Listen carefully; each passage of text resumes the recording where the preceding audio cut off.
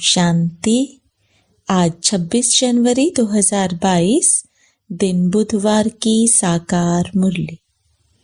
आइए अब सुनते हैं मीठे बाप दादा के मधुर महावाक्यों को। मीठे बच्चे, संगम पर तुम्हें बेहद का बाप मिला है। तुम आपस में भाई बहन हो, तुम्हें बाप से वर्षा लेना है। प्रश्न: बाप की किस श्रीमत से हर चीज को पत्थर से पारस बना सकते हो? उत्तर: बाप की श्रीमत है, बच्चे, तुम्हारे पास जो कुछ भी है उसे ईश्वरीय बैंक में जमा कर दो तो वह पत्थर से पारस हो जाएगा। बाबा तो देने वाला है, वह तुमसे कुछ भी नहीं लेता, लेकिन तुम्हारे पास जो भी एक्स्ट्रा है उसको सफल करो। किसी से कर्जा आदि नहीं लेना है। गीत: तूने रात गंवाई सो के। ओम शांति। गीत तो सुना है, जो अच्छे अच्छे गीत हैं वह सेंटर्स पर होने चाहिए। यह तो बाबा ने बनवाए हैं। तुम्हारी बुद्धि में और कोई शास्त्र आदि नहीं है। तुम सब कुछ पढ़े हुए हो, जानते हो, परंतु अभी वह कुछ भी बुद्धि में नहीं है। बाप कहते हैं, पढ़ा हुआ सब भूल जाओ। आप मुए, मर गई दुनिया।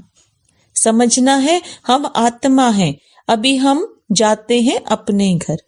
फिर इस शास्त्रों की पढ़ाई आदि को हम क्या करेंगे? वेद शास्त्र तो साथ नहीं चलने हैं। हाँ, यह पढ़ाई साथ चलती है। यह है अमर लोक के लिए अमर कथा। हमारा बाबा भी अमरनाथ। हम सब पार्वतियां हैं। अमर कथा सुन रही हैं शिव बाबा द्वारा। वह है ऊंचे ते ऊंचा, वह अमरनाथ है शिव बाबा। अमरनाथ पर बर्फ का लिंग बनाते हैं, जिसकी पूजा आदि करते हैं। अब निराकार की पूजा थोड़े ही हो सकेगी। ऐसे नहीं अपने आप कोई शिवलिंग बन जाता है, खुद बनाते हैं, फिर झूठी बातें बहुत सुनाते हैं। अमरनाथ अथवा शंकर पार्वती वहां कहां से आए? वह तो कोई मानसरोवर नहीं, सच्चा सच्चा मानसरोवर यह ब्रह्मा है। निराकार शिव बाबा है ज्ञान का सागर। वह जब तक इनमें ना आए तब तक मानसरोवर कैसे हो? आत्मा में ज्ञान है, परंतु सुनावे कैसे?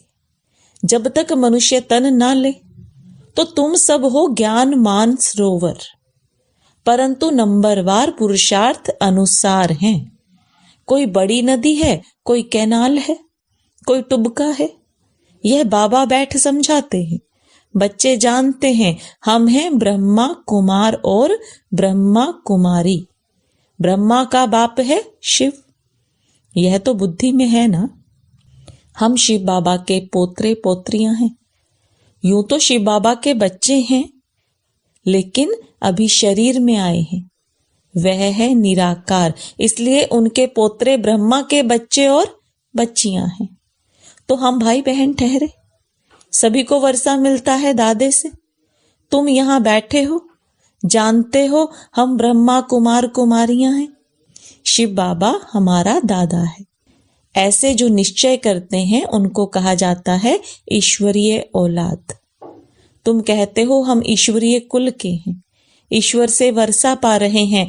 भाई बहन होने के कारण हम विकार में जा नहीं सकते, नहीं तो वह क्रिमिनल असॉल्ट हो जाए। उसको बहुत खराब कहा जाता है। इसलिए बाबा कहते हैं, बच्चे खबरदार रहना। भाई बहन कहलाकर फिर अगर विकार में गए तो बहुत कड़ी सजा भोगनी पड़ेगी। सतगुरु बाप का निंदक ठोर न पाए। वह गुरु लोग तो बहुत हैं, यह तो एक ही बार सतगुरु मिलते हैं। यह है बेहद का बाप। सतयुग में फिर दैवी बाबाएं मिलेंगे। अब संगम पर तुम तो हो ईश्वरीय बाबा के बच्चे और बच्चियां। शिव बाबा ब्रह्मा द्वारा पढ़ा रहे हैं। कहते हैं हमको गॉड ने नॉलेज दी। मम्मा है गॉडेज ऑफ नॉलेज, तो जरूर चिल्ड्रन भी कहेंगे हम हैं गॉडेज ऑफ नॉलेज। माता पिता नॉलेज दे रहे हैं सृष्टि चक्र की। गॉड ब्रह्मा को नहीं कहेंगे, गॉड तो एक है, बाकी रहे उनके बच्चे ब्रह्मा और ब्रह्मा कुमार कुमारियां।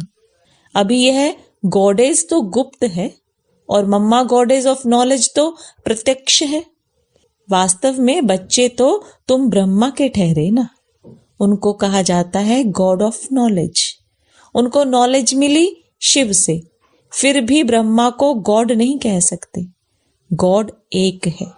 तुम जानते हो कल्प पहले भी जरूर परम पिता परमात्मा ने ब्रह्मा द्वारा सृष्टि रची होगी, तो जरूर पहले पहले ब्राह्मण होंगे। दूसरे जो यज्ञ होते हैं उनमें कोई ऐसा नहीं होता जो वर्षों तक यज्ञ चले, अक्सर करके 7 रोज चलता है। इस यज्ञ को कहा जाता है इम्पेरिशेबल, अविनाशी यज्ञ, अर्थात बहुत समय चलने वाला रुद्र ज्ञान यज्ञ। कितना समय चलने वाला है यह कोई नहीं जानते, अंत तक चलना ही है। इस पुरानी दुनिया की सामग्री स्वाहा होने वाली है और कोई ऐसा रुद्र ज्ञान यज्ञ रच नहीं सकता है।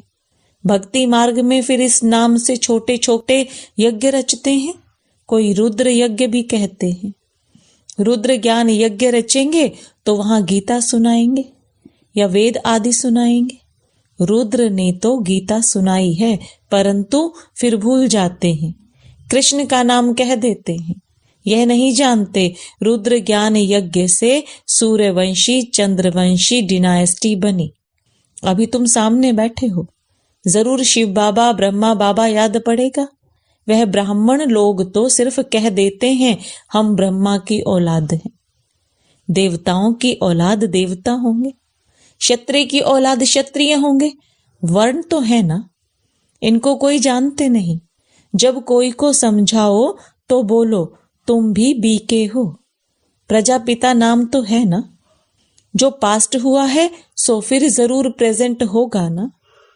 गाया हुआ है परम पिता परमात्मा ब्रह्मा मुख कमल से ब्राह्मण और सूर्यवंशी चंद्रवंशी धर्म की स्थापना करते हैं।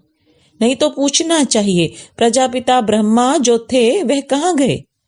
सृष्टि रची होगी तो पहले पहले ब्रह्मा मुख वंशावली ब्राह्मण होंगे। तुम जानते हो हम ब्रह्मा मुख वंशावली ब्राह्मण हैं। मम्मा बाबा कहते हैं, पत्र लिखते हैं, बोर्ड भी लिखा हुआ है, तुम समझा सकते हो।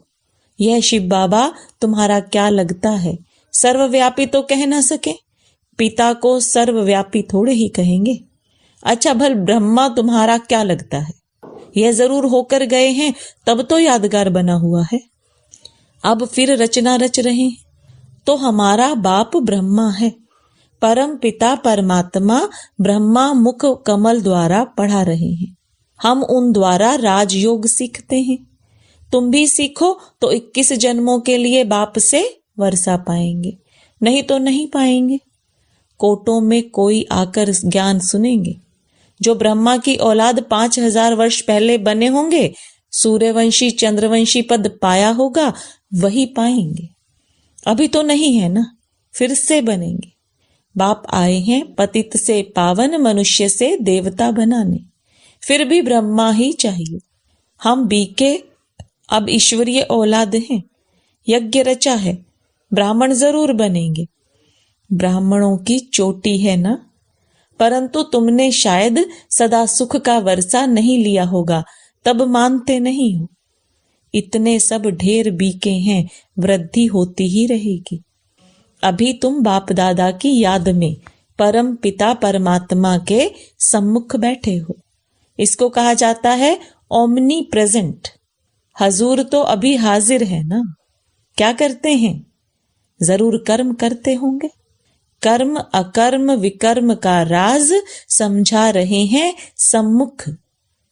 परमात्मा ही मनुष्य सृष्टि का बीज रूप है, जिसमें सारे सृष्टि के आदि मध्य अंत का ज्ञान है। वह नॉलेजफुल है। ऐसे नहीं कि हर एक मनुष्य की बुद्धि में क्या है वह जानेंगे नहीं। बाप कहते हैं, मैं आकर तुम बच्चों को राजयोग और ज्ञान सिखलाता हूं, जिस योग लगाने से तुम पावन बन जाएंगे। और इस सृष्टि चक्र को समझने से प्योरिटी का ताज और रतन जड़ित ताज आ जाएगा। इसको अविनाशी ज्ञान रत्न कहते हैं। योग से हेल्थ, ज्ञान से वेल्थ मिलती है। हेल्थ वेल्थ है तो हैप्पीनेस भी है। तुमको हेल्थ वेल्थ हैप्पी सब कुछ मिलता है। योग से विकर्म विनाश हो और लाइट का ताज आ जाएगा। देवताएं एवर हेल्दी वेल्दी रहते हैं, स्वदर्शन चक्रधारी बनते हैं और ज्ञान रत्न धारण करते हैं, जिससे तुम वेल्दी बन जाएंगे। इसको ही नेचर क्योर कहा जाता है। आत्मा पवित्र हो गई, फिर शरीर भी पवित्र मिलेगा। उनको कहा जाता है देवता। पवित्र भी हैं तो हेल्दी वेल्दी भी हैं। सतयुग में भारतवासियों की आयु 150 वर्ष थी। अभी तो भोगी बन गए हैं तो अकाले मृत्यु हो जाती है। वह थी पवित्र दुनिया, यह है अपवित्र दुनिया। बाबा कहते हैं, जब धर्म की ग्लानि होती है तो मैं आता हूं। अपने बड़ों को गाली देना यह भारत में ही होता है। यदा यदा ही धर्मस्य ग्लानिर्भवति भारत। यहाँ की बात है। बाप बैठ समझाते हैं कि माया ने बिल्कुल ही कपूत बना दिया है। कपूत भ्रष्टाचारी को कहा जाता है। फिर श्रेष्ठाचारी कौन बनाएगा? नई दुनिया श्रेष्ठाचारी है, नई सो पुरानी जरूर बनती है। पुरानी जड़ जड़ी भूत जरूर होती है। हर चीज ऐसे होती है। सब कुछ खत्म होना ही है। इस शरीर की भी तुमको पालना करनी है और साथ साथ यह पढ़ाई भी करनी है। ऐसे बहुत बच्चे हैं जो गृहस्थ व्यवहार में रहते नौकरी आदि करते हैं, फिर ऊंच पद पाने के लिए श्रीमत पर भी पूरा चलते हैं। बाबा को मालूम होगा तो राय देंगे, इस हालत में ऐसे करो। बताएंगे, बाबा हमारे पास यह है।